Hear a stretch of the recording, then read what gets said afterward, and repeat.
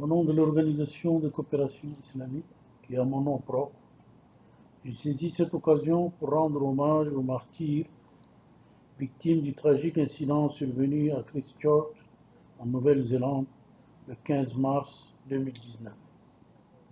Je prie Allah pour qu'il accorde à leurs familles, qui jusqu'à ce jour doivent supporter une perte si terrible, avec réconfort et persévérance continue. Le 15 mars de chaque année, comme c'est le cas aujourd'hui, notre mémoire collective se souvient d'un moment choquant, lorsqu'un extrémiste possédé a lancé une attaque odieuse contre des musulmans sans défense, accomplissant leur acte d'adoration dans des lieux de culte paisibles. Un souvenir aussi terrible interpelle notre conscience en nous plongeant dans une profonde tristesse.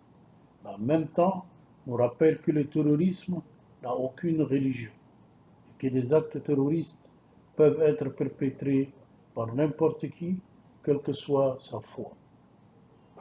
Malheureusement, je dois avouer ici que de tels incidents inquiétants continuent de se produire de temps à autre. La brutalité des terroristes continue d'avoir raison sur de nombreuses vies humaines, nous laissant tout perplexes devant le fait que la haine pourrait facilement se transformer en une violence désastreuse, en particulier lorsqu'elle a pour soubassement sur la foi ou la religion.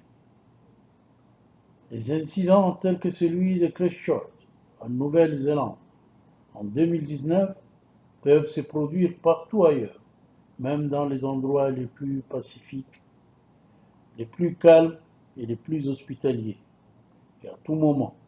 Par conséquent, la haine basée sur la religion et l'intolérance ne doivent pas avoir la moindre place dans nos sociétés.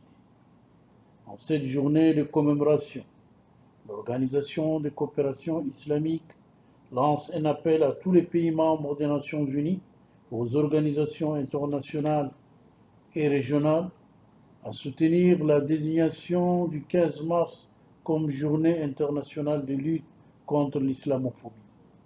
Elle servira de rappel constant du danger de la violence fondée sur la religion ou la conviction, et en même temps une occasion pour la communauté internationale de réitérer son engagement à lutter contre la xénophobie et à promouvoir les valeurs de tolérance, de compréhension, d'harmonie et de solidarité interconfessionnelle.